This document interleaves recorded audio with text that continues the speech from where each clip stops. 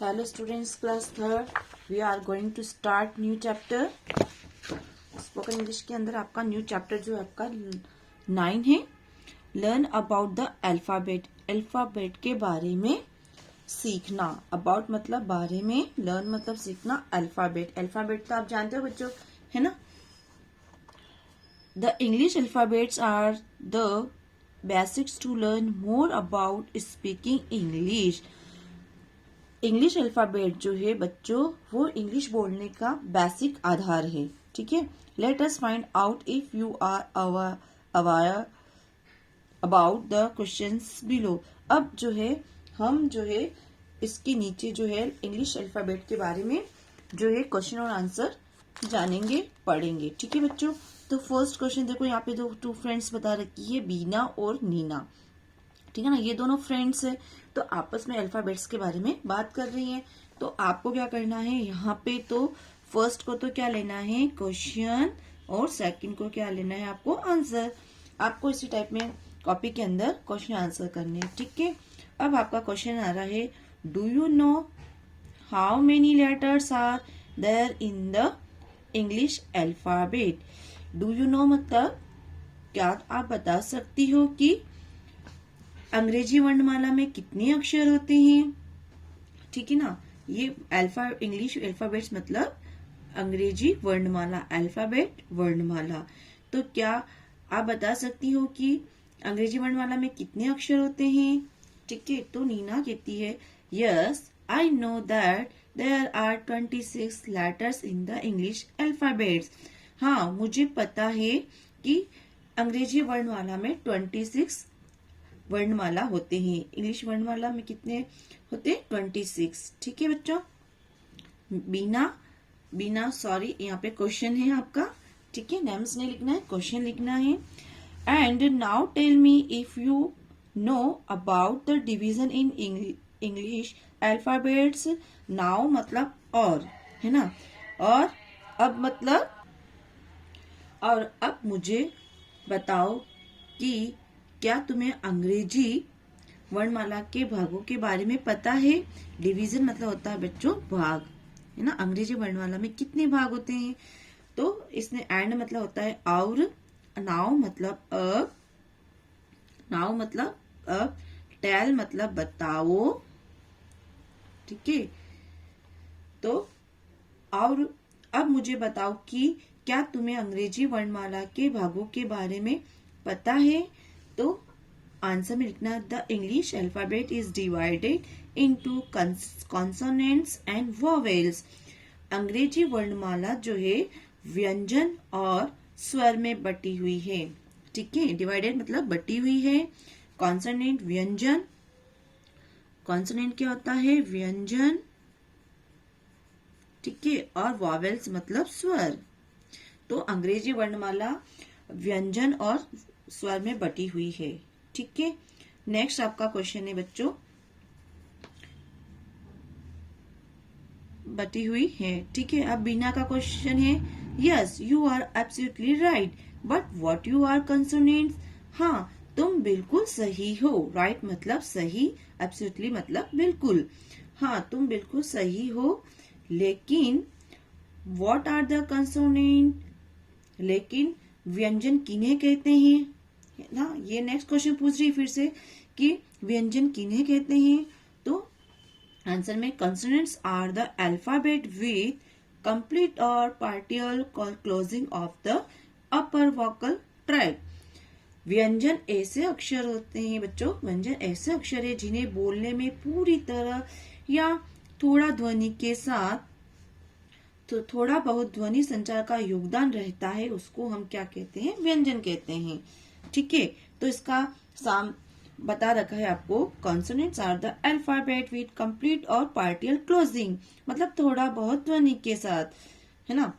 तो व्यंजन ऐसे अक्षर हैं जिन्हें बोलने में बुरी तरह या थोड़ा बहुत ध्वनि संचार का योगदान रहता है. ठीक है. नेक्स्ट क्वेश्चन है आपका, व्हाट आर वोवेल्स.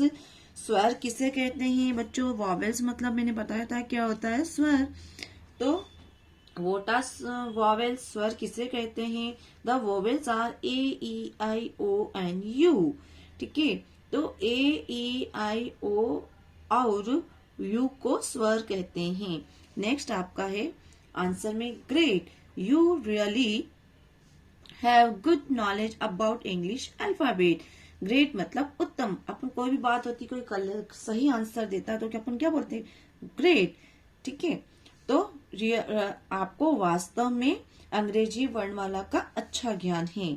ठीक है, अब नेक्स्ट में नीना ने कहा थैंक यू बीना। ठीक है ना, तो थैंक यू मीन्स आपको पता ही है, थैंक यू बीना, है ना।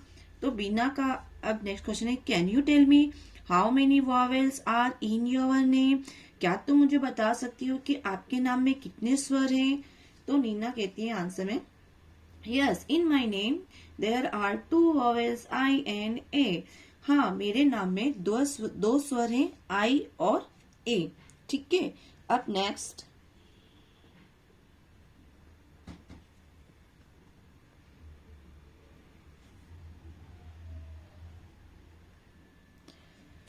नेक्स्ट आपका चैप्टर है स्पोर्ट्स टाइम, खेलने का समय। Everyone plays games either in school और इन नेबरहुड पार्क।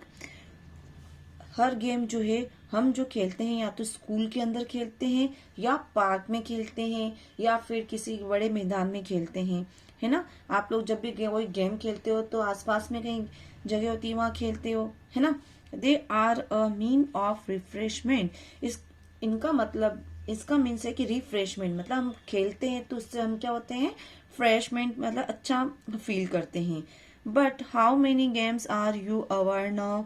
लेकिन अब हम ये जानेंगे कि आप कितने गेम के बारे में जानते हो। Late us find out. इसके बारे में हम इसके बारे में जानते हैं, फाइंड आउट करेंगे। तो फर्स्ट क्वेश्चन है आपका, ये आपको पता रखा पहले से, क्वेश्चन और ये आंसर है, क्वेश्चन ये आंसर। ठीक है बच्चों, तो फर्स्ट क्वेश्चन है आपका विच game is played on a pitch. कौन सा गेम पिच में खेला जाता है। ठीक है ना, कौन सा गेम पिच पर खेला जाता है। ठीक है, विच मतलब आपको बता रखा है बच्चों कौन सा होता है ना। तो कौन सा गेम मतलब खेल, कौन सा खेल पिच पर खेला जाता है। तो आंसर में लिखना है cricket is played on a pitch. Cricket pitch पर खेला जाता है। नेक्स्ट क्वेश्चन है and where is tennis player. और टेनिस कहाँ खेला जाता है। एंड मतलब और, वेयर मतलब कहाँ। ठीक है, तो और टेनिस कहाँ खेला जाता है। तो आंसर में लिखना है tennis is played in a court. Tennis जो है कोर्ट में खेला जाता है। बच्चों टेनिस कहाँ खेला जाता है, कोर्ट में खेला जाता है। ठीक है, अब नेक्स्ट वेरी गुड बहुत अच्छा, वेरी गुड बहुत अच्छा। But now tell me where is football played. लेकिन अब मुझे बताओ कि फुटबॉल कहाँ खेला जाता है। तो आंसर में लिखना है football is played in a field. Football जो है मैदान में खेला जाता है। फुटबॉल तो आपको पता है कहाँ खेला जाता है ना। तो इंग्लिश में आपको क्या आंसर्स देना है, football is played in a field. ठीक है, फुटबॉल मैदान में खेला जाता है। नेक्स्ट क्वेश्चन है which game are played in a ring. कौन से गेम जो है रिंग के अंदर खेले जाते हैं। ठीक है, तो answer wrestling and boxing are played in a ring. Wrestling और बॉक्सिंग रिंग के अंदर खेले जाते हैं। रिंग आपको पता ना, स्क्वायर जैसा बना होता है, चारों तरफ रस्सी बंधी हुई होती है, उसको रिंग कहते हैं। ठीक है, नेक्स्ट क्वेश्चन है which game required the largest playground. ठीक है, रिक्वायर्ड मतलब आवश्यकता हो, है ना, आवश्यकता, और लार्जेस्ट मतलब बड़ा, और प्लेग्राउंड मतलब मैदान। तो किस खेल में बड़े मैदान की आवश्यकता होती है। तो आंसर में लिखना है golf require the largest playground. Golf में सबसे बड़े मैदान की आवश्यकता होती है। गोल्फ भी बच्चों एक गेम होता है। ठीक है, and with which game is penalty stroke associated. और पेनल्टी स्ट्रोक जो है वो किस खेल से जुड़ा हुआ है। एसोसिएटेड मतलब जुड़ा हुआ। ठीक है, यू आर राइट, सॉरी, फिर आंसर है आपका penalty stroke is associated with hockey. Penalty stroke जो है वो हॉकी से जुड़ा हुआ है ना। एसोसिएटेड जुड़ा हुआ है तो हॉकी से जुड़ा हुआ है। ठीक है, तो आंसर नेक्स्ट वापस क्वेश्चन, यू आर राइट, आप सही हो। Now can you tell me with which game is Sachin Tendulkar associated. अब तुम मुझे बता सकते हो कि सचिन तेंदुलकर जो है वो किस खेल से जुड़े हुए हैं। आंसर, थैंक यू मैम, धन्यवाद ma'am. Yes, I know that Sachin Tendulkar is associate with cricket. मुझे पता है कि सचिन तेंदुलकर क्रिकेट से जुड़े हुए हैं। ठीक है बच्चों, अब यहाँ तक आपका चैप्टर जो है कंप्लीट हो गया, स्पोकन यहाँ तक कंप्लीट हो गया। तो आप लोगों को कम से कम बच्चों 4 सेंटेंस आपको घर पे प्रैक्टिस करनी है, स्पोर्ट्स टाइम का और अल्फाबेट्स का। ठीक है बच्चों, और इसका जो आपका प्रैक्टिकली जो है स्पोकन, इसका टेस्ट लिया जाएगा, तो आपको इसके आंसर्स आने चाहिए। तो कम से कम आप कितने क्वेश्चंस लर्न करोगे, 4 या 5। ठीक है, क्वेश्चन भी आपके होंगे और आपके जस्ट आपके फ्रेंड को साथ में खड़ा किया जाएगा और कम्युनिकेशन आपका किया जाएगा। ठीक है बच्चे, okay, thank you third class.